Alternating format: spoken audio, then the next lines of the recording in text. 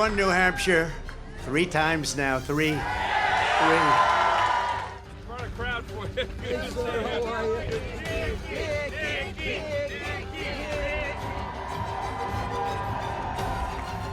And the next one is my sweet state of South Carolina.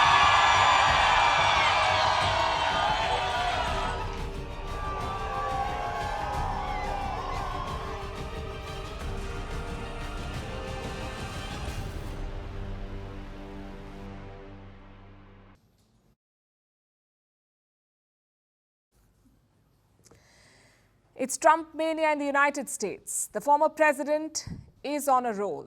First, he won the Iowa caucus, and now he swept the New Hampshire primary.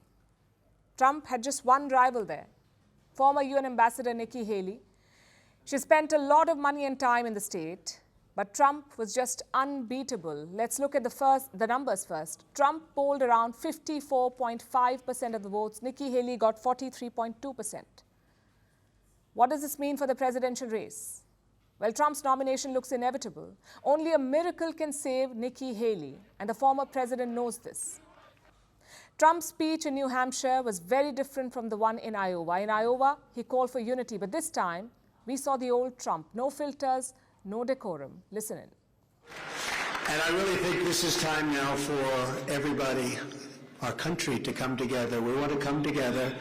Whether it's Republican or Democrat or liberal or conservative, it would be so nice if we could come together and straighten out the world and straighten out the problems and straighten out all of the death and destruction that we're witnessing. They would not have done the damage that crooked Joe Biden has done to our wonderful country. They would not have done the damage.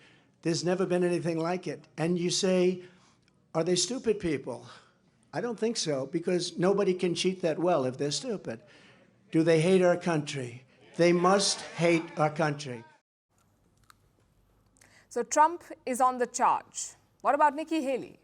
She's not giving up just yet. Next month is a South Carolina primary. Haley is betting on that. She served as South Carolina's governor from 2011 to 2017. So the hope is she will do better there.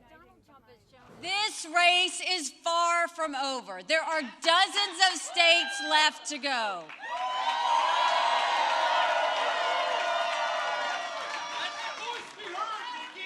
And the next one is my sweet state of South Carolina.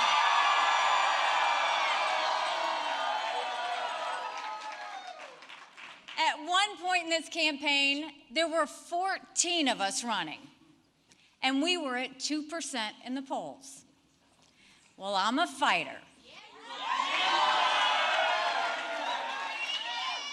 And I'm scrappy.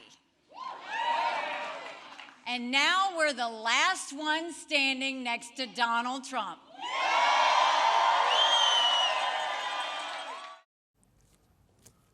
Confidence is good. But Haley's rival is a political giant, and that's our story tonight. Not the primary, not the Republican race, but Donald Trump. How is he still dominating American politics? Can he beat Joe Biden in November? Some trivia first. Only one US politician has served 2 non-consecutive terms as president, meaning he lost re-election, left the White House, then came back 4 years later and won again. And that was Grover Cleveland. A very different time, though. Cleveland was president in the late 1800s. Nowadays, losing presidents do not really wait around. You lose re-election, you leave. So Donald Trump is up against history. But his challenges do not end there. Trump also faces some 91 charges in multiple cases. They range from fraud to electoral manipulation. Some states are banning him from the ballot. Yet he's leading every poll. The question is how? What makes this 77-year-old, twice impeached former president so special? A couple of things. Number one, he's not just leading a political campaign, he's waging a cultural war. A sort of us versus them narrative. Whether it's on abortion or immigration or school textbooks or gender rights or homosexuality, Trump has tapped into the conservative mindset. Everyone else is the villain. Number two, the lack of alternatives.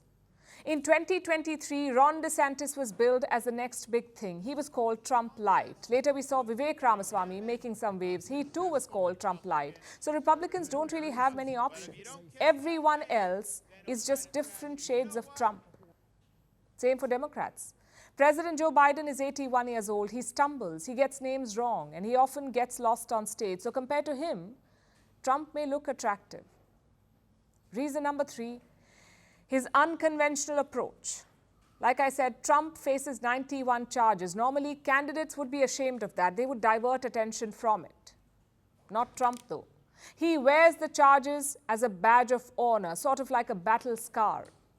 He's also skipping presidential debates. We've seen 5 Republican debates so far. Trump has skipped all of them. Who knows, maybe he won't debate Biden either.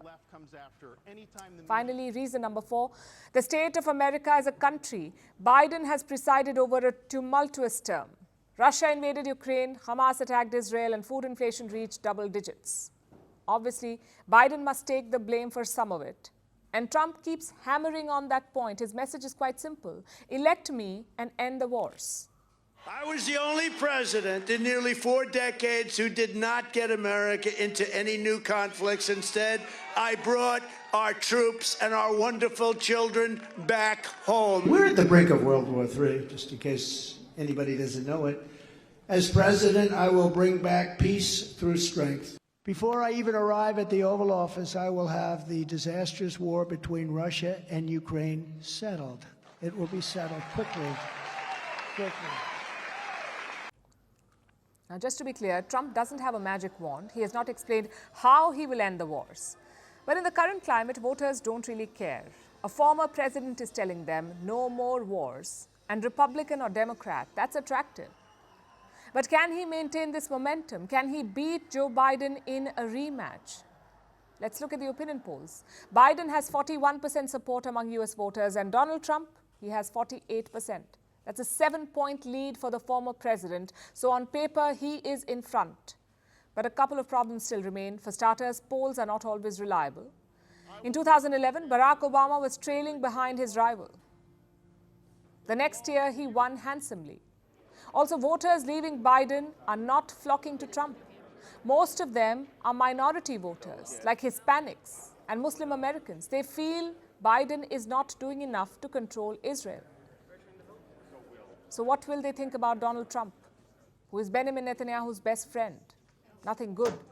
Plus, elections are in November and voters have a short memory. Maybe by then the war will be wrapped up.